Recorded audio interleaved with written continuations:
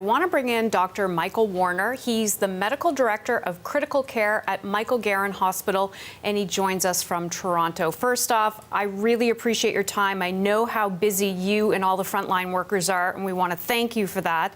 I want to start by getting your reaction to the Prime Minister's announcement this morning that he supports ramping up production of medical supplies. What do you think of that? So I think that's an important announcement by the Prime Minister. There are a number of things that we need in the hospital to care for patients. So we do need ventilators, we need general medical supplies, but most importantly, we need personal protective equipment. That's the equipment that doctors, nurses, respiratory therapists, and other workers wear when they're treating patients with COVID-19, and in particular the N95 mask, which is what I wear when I put a breathing tube in someone's lungs. Without that equipment, we can't provide care to patients, so it's encouraging to hear that production will be ramped up. Hopefully we can get distribution done quickly. So are you saying right now there's a lack of this equipment? I can say that there's a foreseeable lack of this equipment. What I mean by that is at current use rates, based on what we're expecting to happen, we will definitively run out of personal protective equipment. Do you know when that could potentially happen?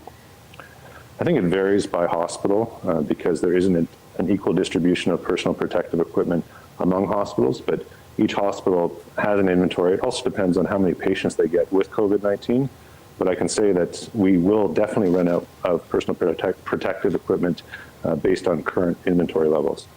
We heard earlier from Saskatchewan Premier Scott Moe, and what he's saying, he's putting in mandatory rules now, saying bars have to close, casinos have to close, restaurants have to close, no gatherings larger than a certain number of people, and it's mandatory that there can be fines if these rules are not abided by. Do you think this needs to happen right across the country?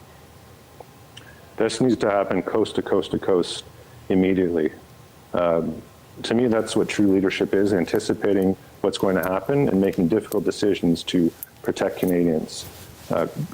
COVID-19 does not stop at borders between provinces, which is why this needs to be done nationally. We will get there eventually. There will be a national lockdown. I foresee that. I think there's going to be a lockdown in North America, to be honest. And if we do it sooner, the long-term pain will be less. Every day that passes where we don't do this, where people continue to not abide by social distancing because the guidelines are completely unclear among jurisdictions, is more opportunity for COVID-19 to spread among people. So I'm encouraged by what's happened in Saskatchewan, and I hope that other provinces and the federal government will fall in check. Do you think the Prime Minister needs to make this decision now or days ago? Yes. I think the Prime Minister has a lot of things to weigh, including the economic and social implications of decisions that he makes. If I focused exclusively on healthcare, which is my area, then absolutely, this decision was best to be made earlier. But there are a lot of things to consider. But social distancing, mandatory social distancing, clear guidelines on what that means, no opportunities for people to gather in groups of, say, less than 50, because that doesn't make sense to me. That's what we needed a while ago to reduce the spread of COVID-19. I don't think it's too late to institute those rules, but time is running out. What happens if that doesn't occur?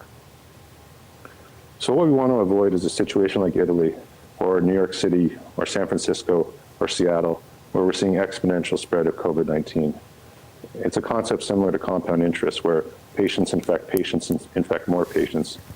If that happens, then we'll have a deluge of patients coming to hospitals in Canada all at the same time. And there's no system on earth that can handle that. And what we've seen in Italy is that with all those patients coming at once, not only are patients with COVID-19 not getting treatment, but patients who come in with other illnesses, overdoses, trauma, people requiring emergency procedures, we may not get them either. So the collateral damage of not flattening the curve is actually horrific when you think about it. What do you see this looking like in a month, maybe 2 months from now? Well, we're planning for all scenarios. In healthcare, we definitely plan for the worst case scenario. We hope for the best, but we plan for the worst. And that's what I'd like to see from the government. I think we need to overreact if that's what people think we're doing. We need to plan for the worst in every way. We need to make sure that we have enough supplies, enough ventilators, enough beds, enough nurses, enough doctors. We need to make difficult economic and social decisions today that in retrospect may seem completely obvious that they should have been made earlier. So I'm concerned. I am concerned. What would be the worst case scenario? I think the worst case scenario, for me personally as a physician is to be in a position where I have a patient in front of me who I can't help, who I'd normally be able to help or save today. I think that's an experience that Canadians and Canadian physicians and nurses and other healthcare practitioners have never had to face. I'm concerned for my own family. I'm concerned for my friends. COVID-19 will touch everybody. There will come a point in this outbreak where everyone will know somebody who has COVID-19. And, I hope that people are listening and watching and listening to me when I say that social distancing is the most important thing you can do today to reduce the risk of you and anyone you care about, and even people you don't even know, from getting COVID-19. It's the only tool that you have, and it has to be taken seriously. And I'm calling on the government to make it clear to Canadians what social distancing means from my perspective. That means the safest number to congregate in is 1, not 50, not 10, not 250. That's what science tells me. I'm going to bet on science as opposed to hope and luck. And you believe that the federal government needs to make this mandatory now? Absolutely.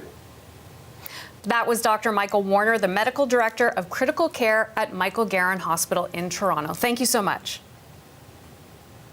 My pleasure.